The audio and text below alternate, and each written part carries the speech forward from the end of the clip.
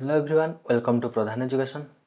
आज आम केमिति easily qualify maximum to maximum mark qualify करवा से विषय जाना। आप ऑलरेडी थंबनेल रु जानिकी ही टच करके आसी तो आपणकर बेसी समय नष्ट नक केमिति आम बहुत कम टाइम मध्य बहुत किसी जिनिस बुझीदे। देख पिले जिते पढ़ले भी आमको किसी ट्रिक दरकार था एग्जाम रे।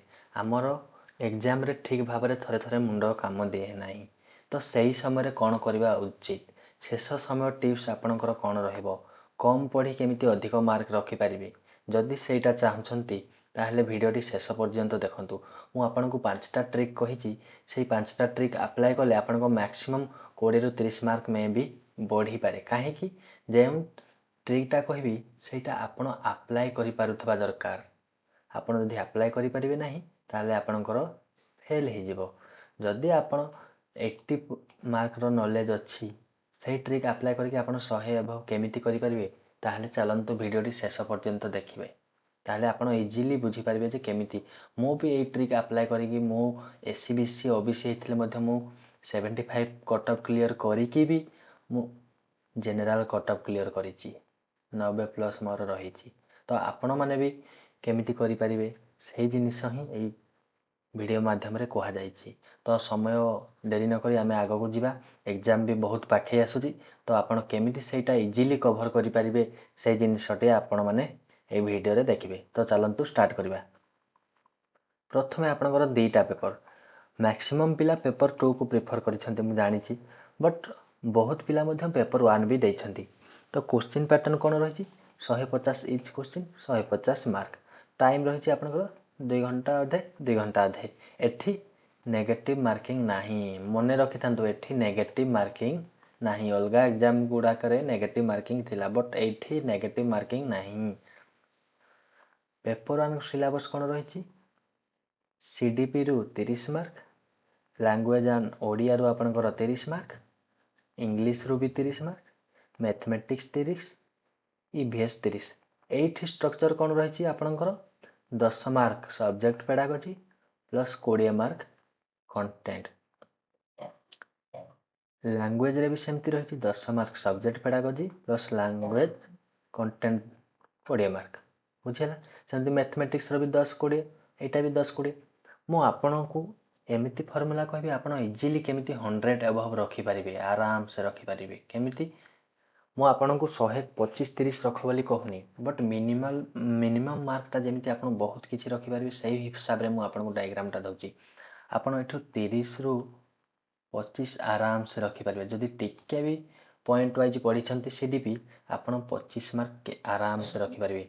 जदि ओडिया रु भी आपन ओडिया तो बहुत इजीली बुझीपारे बहुत कष्ट क्वेश्चन भी आसुना आपन एठो हिसाब करंतु 25 मनकर एठो आसिला आपन एठो 30 रु 20 भी धरंतु मु आपन को बेसी कहू नै एठो भी 20 धरंतु मैथमेटिक्स रु भी 20 धरंतु आहरी मैक्सिमम आसीपार सीडीपी रे आपण 8-9 आराम से धरी आनिबे एठू कोन 20 रु 11-12 आनी परिबेनी। सेमती ईवीएस रे भी मन कर 20 धरंतु केते हिगला आपणकर 20-20 40 60 80 105 आपण 105 रखिले 105 प्लस रहिलानी। मु मिनिमम मार्कटा कहूची आपण सब्जेक्ट पेडागोजी रे 8 भी मन कर आनिले कंटेंट रे 20 रु 12 आराम से धरी आनिबे ताले आपणकर केते हिगला 20। सेमिति मु एवरेज जदि 20 पकेइली ताले आपणकर टोटल 105 हे जाउची ताले आपण कोन कले ओबीसी जेनरल दीटा तो कटअप क्लियर कर देले। सेमिति पेपर 2 रो भी रही आपण जदि सही हिसाब रे काउंट करिवे ताले आपणकर एठी मन कर देखो सीडीपी रु 30 रु आपण एठी 25 मार्क मु अप्लाई कली मन कर आराम से रखिबे पिला माने किछि एमती कष्ट नाही आराम से 25 मार्क आपण माने रखिदेबे। निजे ऊपर कॉन्फिडेंस रखंतु आपण भाबुछंती कि बहुत कष्ट क्वेश्चन आसुनी बहुत इजी क्वेश्चन आसुती सेमती लैंग्वेज रे मु 20 देली एठी भी 20 देली आपण होए तो कंटेंट टिके स्ट्रांग आसी थाई पारे। Mathematics science mathematics teachers and social study देखबले साइंस पिलांग मानकर रहिछि मैथमेटिक्स एंड साइंस आउ आर्ट्स पिलांकर रहिछि कोन सोशल स्टडीज। जी साइंस पिला से मैथमेटिक्स साइंस टा चूज करेंगे जे सोशल स्टडी आर्ट्स माने सोशल स्टडी चूज करेंगे तो आपड़ ये 60 रु आराम से आप रखिपारे ना 45 ପାଖାପାଖି ଆପଣଙ୍କର ଇଜିଲି ରହିଯିବ। ଖାଲି କଣ୍ଟେଣ୍ଟ ଯିଏ ଟିକେ ଷ୍ଟ୍ରଙ୍ଗ ଥିବ ସେ 50 ଏଭବ୍ ବି ରଖିଦେବ। ତେଣୁକରି ଆପଣ ଏଠି 45 ବି ମୁଁ ଧରିଲି, ଆପଣଙ୍କର କେତେ ହେଇଗଲା 25 ଟା 70 ପ୍ଲସ୍ 40 110 ଆପଣ 110 ଆରାମସେ କଭର୍ କରିଦେଲେ। ଆପଣ 110 ମାର୍କ ଏଠି ଆରାମସେ କଭର୍ କରିଦେଲେ। ବୁଝି ହେଲା ନା ରେ? କେମିତି କରିବେ? ଏଇଠୁ CDPରୁ 25 ଆଣିଲେ, ଏଇଠୁ 20 ଆଣିଲେ, ଏଇଠୁ ମନେକର କଣ୍ଟେଣ୍ଟରୁ ଆପଣଙ୍କୁ ମୁଁ ବେଶୀ କହୁନାହିଁ, ଜଷ୍ଟ 45 ଆଣନ୍ତୁ, 45 ଆଉ 40 ଆଣନ୍ତୁ, ତ ଆପଣଙ୍କର ଟୋଟାଲ୍ ହେଇଯାଉଛି 105ରୁ 110। କେମିତି ଆଣିବେ ଏତେ ମାର୍କ ମୁଁ ଆପଣଙ୍କୁ କହିବି, ଚାଲନ୍ତୁ ନେକ୍ସଟ ଭିଡ଼ିଓରେ ମୁଁ ଆପଣଙ୍କୁ କହିବି। ବୁଝିହେଲା? ଦେଖନ୍ତୁ ପିଲାମାନେ, ସ୍ମାର୍ଟ ଟ୍ରିକ୍ ଆମର କ'ଣ କ'ଣ ରହିଛି। ନେଭର ଫଲୋ ଦ ସିକ୍ୱେନ୍ସ।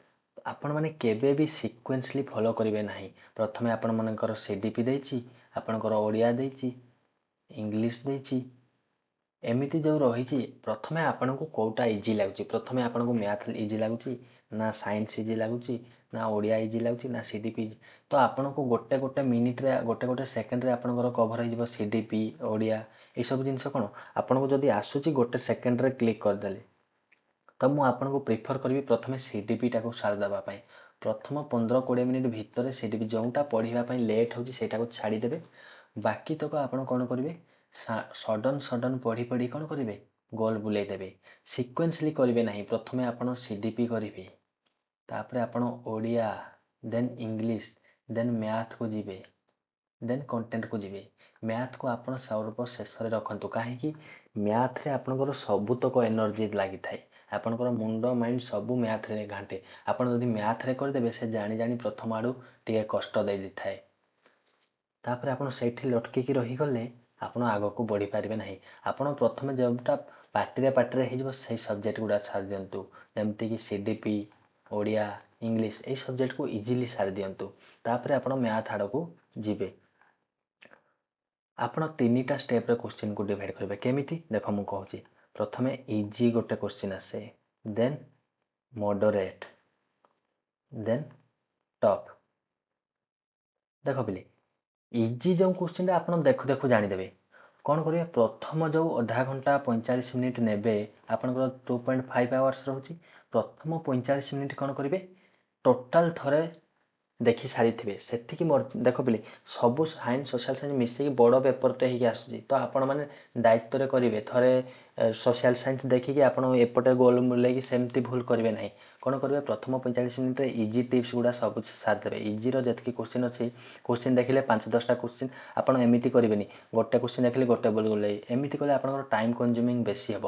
ପ୍ରଥମେ ମନେକର ଓଡ଼ିଆ ଦେଖିଲେ କି CDP ଦେଖିଲେ, ପ୍ରଥମେ ସିରିଏଲି 10ଟା କରିଦେଲେ କୋଶ୍ଚିନ୍, ତାର ଗୋଲ୍ ବୁଲେଇ ଦେଲେ ସାଇଜ୍ରେ, ଦେନ୍ ନେକ୍ସଟ 10ଟା, ଦେନ୍ ସେମିତି ଓଡ଼ିଆର 10ଟା କଲେ 10ଟା ଗୋଲ୍ ବୁଲେଇ ଦେଲେ। ଏମିତି ହେଲେ ଆପଣଙ୍କର ଟାଇମ୍ ବହୁତ ଜଲ୍ଦି କଭର୍ ହେଇଯିବ। ବୁଝିହେଲା? ସେମିତି ଓଡ଼ିଆ ଇଂଲିଶ ମଧ୍ୟ ସେମିତି ୱେରେ କରିବେ। ତାପରେ ମଡରେଟ୍କୁ ଆସିବେ, ଯେଉଁଟା ଟିକେ କରୁଥିବେ ଟାଇମ୍ ଲାଗୁଥିବ। ସେଇ ମଡରେଟ୍କୁ କେମିତି କଭର୍ କରିବେ? ମଡରେଟ୍କୁ ଆପଣ କୋଶ୍ଚିନ୍ ଦେଖୁ ଜାଣିଦେବେ ଯେ କେଉଁଟା ମୋତେ ଟପ୍ ଲାଗୁଛି, କେଉଁଟା ମୁଁ ଜଷ୍ଟ 1 ମିନିଟ୍ ଲଗେଇଲେ ମୁଁ କରିଦେବି। ସେଇ ଆଉ 45 ମିନିଟ୍ କ'ଣ କରିବେ, ଆଉ 45 ମିନିଟ୍ରେ ମଡରେଟ୍ ଗୁଡ଼ା ଟ୍ରାଏ କରିବେ। ମଡରେଟ୍ ଗୁଡ଼ା କେମିତି କରିବି ସେଇଟା ଟ୍ରାଏ କରିବେ। ସେଇ 45 ମିନିଟ୍ରେ ଯାହା ରହିଗଲା ନେକ୍ସଟ ଟାଇମ୍ ଟ୍ରାଏ କରିବେ। ବୁଝିହେଲା? ଦେଖନ୍ତୁ, ପ୍ରଥମେ ତୁକା ମେଥଡ଼କୁ ଯିବେ ନାହିଁ। ପ୍ରଥମେ ଇଜି ଯାହା ହେଉଛି ସେଇଟା କଭର୍ କରିବେ। ଦେନ୍ ନେକ୍ସଟ 45 ମିନିଟ୍ରେ ଆପଣ କ'ଣ କରିବେ, ଯେଉଁଟା ହେଉଛି ଟାଇମ୍ ଟିକେ ଲାଗୁଛି ମଧ୍ୟ ସେଇଟା କରିବେ। ଦେନ୍ ଟପ୍ ଷ୍ଟେପ୍ ଆସିଲା। ଟପ୍ରେ କ'ଣ କରିବେ ଚାଲନ୍ତୁ ମୁଁ କହିବି ଆପଣଙ୍କୁ। ଟ୍ରିକ୍ସ ଆଣ୍ଡ ଆଇଡ଼ିଆ କ'ଣ ରହିଅଛି। ଏଇଠି ମୁଁ ଦେଇଥିଲି ଅଲରେଡ଼ି। ଇଜି କୋଶ୍ଚିନ୍ କରିବେ, ଦେନ୍ ଯେଉଁଟା ଜାଣିଛନ୍ତି ବହୁତ ଜଲ୍ଦି ସାରିବା ପାଇଁ ଚେଷ୍ଟା କରିବେ। କାରଣ ଆପଣ ଯଦି ଏଇ ଟାଇମ୍ଟାକୁ ବଞ୍ଚେଇବେ, ନେକ୍ସଟରେ ଆପଣଙ୍କୁ ଟାଇମ୍ ଦେବ ମ୍ୟାଥ୍ ହରିକା କରିବା ପାଇଁ, ଯେଉଁଟା କୋଶ୍ଚିନ୍ ଟିକେ ଭାବିବା ପାଇଁ। ଆପଣ ସବୁବେଳେ କନଫିଡେନ୍ସ ରହିବ। ମୋତେ ଯଦି ମନେକର ସିରିଏଲି କରୁଛନ୍ତି, 1 ନମ୍ବର ଆସିଲାନି ଛାଡ଼ିଦେବେ, 2 ନମ୍ବର ଆସିଲାନି ଛାଡ଼ିଦେବେ, 3 ନମ୍ବର ଆସିଲାନି ଛାଡ଼ିଦେବେ, 4 ନମ୍ବର ଆସିଛି କରିବେ, ପୁଣି 5 ନମ୍ବର ଆସିଲାନି ଛାଡ଼ିଦେବେ, 6 ନମ୍ବର। ଆଉ ସେଇଠି ଆପଣ ଦେଖିକି ବାୟା ହେଇକି ରହିବେନି ଯେ ମୋତେ ଏଇଟା ଆସୁନି, ମୁଁ ଲାଗି ପାଟିକି କରିବି। ଆପଣଙ୍କର ଜାଣିକି ଏକ୍ଜାମିନର କ'ଣ କରେ, ପ୍ରଥମ ଆଡ଼ୁ ଆପଣଙ୍କୁ କଷ୍ଟ ଦେଇଦିଏ। 1-2ଟା ଇଜି ଦେଇକି ତାପରେ କଷ୍ଟ ଦେଇଦିଏ। ଆପଣଙ୍କ ତାପରେ ମାଇଣ୍ଡରେ ଲୁପ୍ରେ ରହିଯିବ ଯେ କୋଶ୍ଚିନ୍ଟା ବହୁତ ଟପ୍ ଆସିଛି, ମୁଁ କରିପାରିବି ନାହିଁ। ତାପରେ ଆପଣଙ୍କ ପରେ କ'ଣ ଅସୁବିଧା ହେବ, ଆପଣଙ୍କ ସେଇ ମାଇଣ୍ଡ ମେଣ୍ଟାଲିଟି ରହିକି ଆପଣ ଇଜି କ୍ୱେଶ୍ଚିନ୍ ବି ଭୁଲ କରିବେ। ତେଣୁକରି ଆପଣ କେବେ ହେଲେ ଡରିବେ ନାହିଁ। 2ଟା ଭୁଲ ହେଲା ଥାଉ ମୋର ଆହୁରି 148ଟା ଅଛି, 5ଟା ଭୁଲ ହେଲା ଥାଉ ମୋର ଆହୁରି 145ଟା ଅଛି। ଆପଣ ସେଇଟା ପଜିଟିଭ୍ ଭାଇବ୍ସ ନେଇକି ଯିବେ। ଆପଣ ନାଇଁକି ଏ ମୋର 5ଟା ଭୁଲ ହେଇଗଲା କ୍ଲିୟର କରିପାରିବି ନାହିଁ, ସେଇ ଚିନ୍ତା କେବେ ବି କରିବେ ନାହିଁ। ନେକ୍ସଟ ଏଲିମିନେସନ୍ ମେଥଡ଼ ଦେଖ ପିଲେ, ମୁଁ ଏଇଟା ଆପଣଙ୍କୁ ପ୍ରଥମରୁ ପ୍ରିଫର କରୁନାହିଁ। ଯେତେବେଳେ ଟପ୍ର ଯେଉଁ 20-30ଟା କ୍ୱେଶ୍ଚିନ୍ ରହିଲା ସେଇଟା ଆପଣ କେମିତି maximum to maximum mark cover କରିପାରିବେ। କାହିଁକି କହୁଛି ଯେ ଏଇଠି ନେଗେଟିଭ୍ ମାର୍କ ନାହିଁ, ଆପଣଙ୍କୁ 150ରୁ 150ଟା ଆପଣଙ୍କୁ କଭର କରିବା ପାଇଁ ପଡ଼ିବ। ବୁଝିହେଲା ନା ନାହିଁ? କେବେ ହେଲେ ବ୍ଲାଙ୍କ ଛାଡ଼ିବେ ନାହିଁ, MCQ ବ୍ଲାଙ୍କ ଛାଡ଼ିବେ ନାହିଁ, 150ରୁ 150 କରିବେ। ଯେତିକି ଆସୁଛି ତ ଭଲ କଥା, ଯେଉଁଟା ବି ଆସୁନି ଆପଣ ସ୍ମାର୍ଟଲି କେମିତି ମ୍ୟାନେଜ୍ କରିବେ ସେଇଟା ମୁଁ ଆପଣଙ୍କୁ କହୁଛି। ଦେଖନ୍ତୁ ଏଲିମିନେସନ୍ ରଙ୍ଗ ଭ୍ୟାଲୁ ଦେଖ ପିଲେ, ଆପଣଙ୍କ 2ଟା ମନେକର ମ୍ୟାଥ୍, ଗୋଟେ ଅଛି 1, ଗୋଟେ ଅଛି 2, ଗୋଟେ ଅଛି 3, ଆଉ ଗୋଟେ ଅଛି 100। ଏଇ 100ଟା କେବେ ବି ଆନ୍ସର ହେଇନଥିବ ପିଲେ, କେବେ ହେଲେ ଏଇ 100ଟା ଆନ୍ସର ହେଇନଥିବା। ଯେଉଁଟା ଏକ୍ସଟ୍ରିମ୍ କଣ୍ଡିସନ୍ କ'ଣ ରହିଛି, ଓନ୍ଲିଟା ଗୋଟେ କ'ଣ ଏକ୍ସଟ୍ରିମ୍ କଣ୍ଡିସନ୍, ଓନ୍ଲି ଯେଉଁଠି ଦେଇଥିବ ସେଇଠି କେବେ ହେଲେ ଆନ୍ସର ଟିକ୍ କରିବେ ନାହିଁ ଆପଣଙ୍କୁ ଯଦି ସେଇଟା ଆସୁନାହିଁ। ବୁଝିଲା ନାହିଁ? ମୁଁ ପ୍ରଥମରୁ ସେଇଟା ଚୁଜ୍ କର ବୋଲି କହୁନି। ଓନ୍ଲି ଯଦି ଅଛି ସେଇଠି ଆପଣଙ୍କର ଆନ୍ସର ହେବ ନାହିଁ। ଓନ୍ଲିକୁ କେବେ ପ୍ରିଫର ଦେବେ ନାହିଁ। କେତେବେଳେ ପ୍ରିଫର ଦେବେ? All of the above. All of the above ଆପଣଙ୍କର 95% ଚାନ୍ସ ଅଛି ହେବାର। ଯେତେ ବି ଏକ୍ଜାମ୍ ଅଛି ଅଲ୍ ଅଫ୍ ଦି ଏବଭ୍ ଆପଣ ଯାହା ବି 95% ଚାନ୍ସ ଅଛି। ସେମିତି ନନ୍ ଅଫ୍ ଦି ଏବଭ୍ ଆପଣଙ୍କର ଯେଉଁ 4ଟି ଅପସନ୍ ରହିଛି, ନନ୍ ଅଫ୍ ଦି ଏବଭ୍ ଆପଣଙ୍କର ଏକ୍ଜାମ୍ ଷ୍ଟଡ଼ିରେ ଦେଖାଯାଇଛି ଯେ 5 ୟା 2-3%ରେ ରହିଛି non of the above answer. ତ ଆପଣଙ୍କର ଏଇଟା ଏତେ ବି ଟପ୍ ଏକ୍ଜାମ୍ ନାହିଁ ଯେ ନନ୍ ଅଫ୍ ଦି ଦେବ। ତେଣୁକରି ଆପଣ କ'ଣ ସେଇଟା କେବେ ହେଲେ ପ୍ରିଫର କରିବେ ନାହିଁ। ଯଦି ଅଲ୍ ଅଫ୍ ଦି ଏବଭ୍ ଅଛି ସେଇଟା ପ୍ରିଫର କରିବେ, but none of the above କେବେ ପ୍ରିଫର କରିବେ ନାହିଁ। Remove extreme value. Extreme value ଯେଉଁଟା ହାଇ କଣ୍ଡିସନ୍ ଭ୍ୟାଲୁ ଅଛି ସେଇଟାକୁ ମାନେ ପ୍ରିଫର କରିବେ ନାହିଁ। ଯେଉଁଟା ଓନ୍ଲି କହିଲି 1 ଏଇଟା ହିଁ ହେବ, ଯେଉଁଟା କହୁଥିବ ବାଧ୍ୟ ଏଇଟା ହିଁ ହେବ, ତ ସେଇ ଜାଗାରେ ଆପଣ କରିବେ ନାହିଁ। ଆଉ ଯଦି ମନେକର ପ୍ରୋବାବ୍ଲି, ହେଇପାରେ, ତ ସେଇଟା ହିଁ ଆପଣ ଆନ୍ସର ପ୍ରିଫର କରିବେ। ଏଇଟାର ଭ୍ୟାଲୁ ଏଇଟା ହେଇପାରେ, ପ୍ରୋବାବ୍ଲି ମାନେ ସେଇ ପାଖାପାଖି ହିଁ ଦେବ। ବୁଝିହେଲା ନା ନାହିଁ? ଏକ୍ଜାକ୍ଟ ଭ୍ୟାଲୁ କେତେବେଳେ ସେଇଟା ଆନ୍ସର କରିବେ ଠିକ୍ ନାହିଁ। ବୁଝିହେଲା?